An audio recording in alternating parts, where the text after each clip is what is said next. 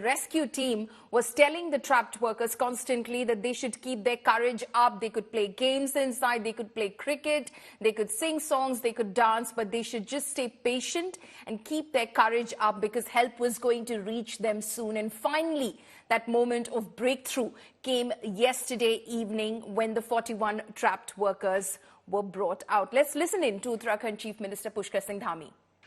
की जो मशीन है, ऑगर मशीन लाई गई, उसको एयर लिफ्ट करवाया गया इंदौर से, हैदराबाद से, उड़ीसा से, कई जगह से जो है उसके मशीनरी लाई गई, लेकिन वो भी जो है एक दूरी तय करने के बाद फिर अटक गई, फिर दोबारा चलाई गई, फिर दोबारा चलाने के बाद अंदर मशीन फंसी गई पूरी तरह से, पूरी डैमेज हो गई, पाइप भी डैमेज हो गया और ऐसा लगा कि अब तो चारों तरफ से रास्ता बंद हो गया है।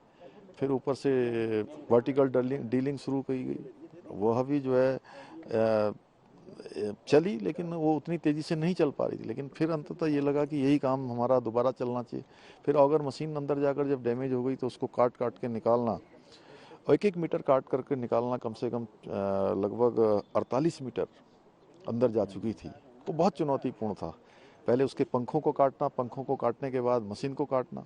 जिन लोगों ने भी इसमें काम किया है, जो हमारे गैस कटर थे, इसके आए हुए टेक्नीशियन थे, उन्होंने बहुत जीवटता का काम किया और पूरी मशीन बाहर निकाली। मशीन बाहर निकालने के बाद तय किया कि अब जो है मैनुअल इसको आगे बढ़ाया जाएगा और जो खुदाई करने वाले हैं वो मैनुअल जाकर आगे जाकर देखते थे, फिर उसको पुशिंग का काम शुरू किया। तो बड़ा चुनौतीपूर्ण रहा और इसमें काम करने वाले जिन जिन लोगों ने भी अपना योगदान दिया है, मैं सबका धन्यवाद करता हूं और विशेषकर से हमारे प्रधानमंत्री जी का, जिन्होंने मैंने कभी ऐसा सुना नहीं कि किसी प्रधानमंत्री जी ने किसी रेस्क्यू अभियान की एक दिन भी नागा किया हो और एक से एक बारीकियों का उन्होंने जो है सूक्ष्म से सूक्ष्म जानकारी लेने के बाद उस पर कैसे काम किया जा सकता है, कैसे हम सबका प्रोत्साहन किया जा सकता है, पूरे लगे हुए जो विशेषज्ञ थे उनको किस प्रकार से प्रोत्साहित करना है, सारी चीज़ें उन्होंने हमको लगातार मार्गदर्शन किया। उसके कारण से हम इस कठिन अभियान को जो है सफल बनाए। बाबा बौकनाथ की भी बड़ी कृपा रही, उनकी कृपा से ये अभियान सफल हो पाया। एक सर महत्वपूर्ण सवाल है, इस दुर्गम पहाड़ी क्षेत्र में सबसे बड़ा जो सामर्थ्य भारत का दिखा, वो जगह जगह से हर चीज को जुटाना। अभी भी आप देखेंगे श्रृंखला से मशीन लगी पड़ी है, लगा जैसे पूरा भारत लगा पड़ा है संसाधन जुटाने में। देखिए, ये सब तभी संभव हो पाया जब हमारे आदरणीय प्रधानमंत्री नरेंद्र मोदी जी पूरे अभियान को रोज अपनी मतलब दिन के जो उनके कार्यक्रम होते हैं, उन कार्यक्रमों में एक उनका ये भी प्रमुख कार्यक्रम रहता होगा कि इस अभियान को रोज जो है मॉनिटर करना। उसी के कारण से पूरे देश से सारी मशीनरी आई, विशेषज्ञ आए, दुनिया के विशेषज्ञ आए। ये तभी संभव हो पाया कि हमारे इस दूरस्थ क्षेत्र में पहले भी आपदाएं आती थी, लेकिन इस प्रकार की चिंता, इस प्रकार का एक तरह से मॉनिटरिंग कभी देखने को नहीं मिली। उन्होंने इस बार प्रधानमंत्री के रूप में अलग, उन्होंने जैसे अपने परिवार में बच्चों का, अपने बेटे का, बेटियों का जिस प्रकार से माता पिता ख्याल रखते हैं, उस प्रकार से प्रधानमंत्री जी ने इस पूरे प्रकरण में जो है तारीफ कर रहा है इस ऑपरेशन का।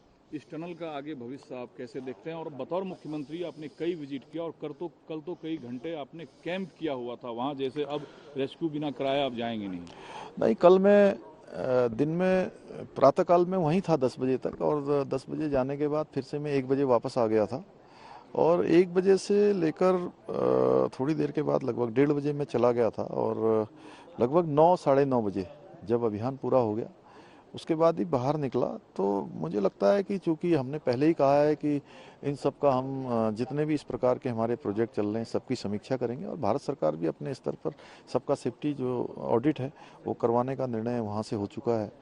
तो चूँकि इकोलॉजी भी चलेगी और इकोनॉमी भी रहे, इकोलॉजी और इकोनॉमी दोनों बनी रहे, उसी के आधार पर हम लोग आगे बढ़ेंगे। सभी श्रमिक स्वस्थ हैं?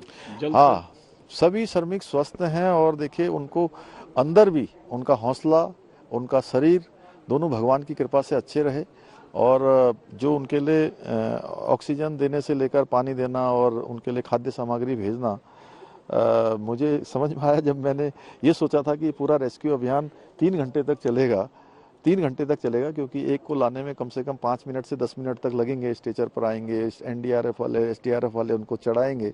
लेकिन जैसे ही पाइप अंदर गया और एनडीआरएफ एसडीआरएफ ने काम शुरू करना कर, तो आधे घंटे से भी कम समय में पूरा अभियान हमारा पूरा हो गया। सारे के सारे श्रमिक भाई दौड़ते हुए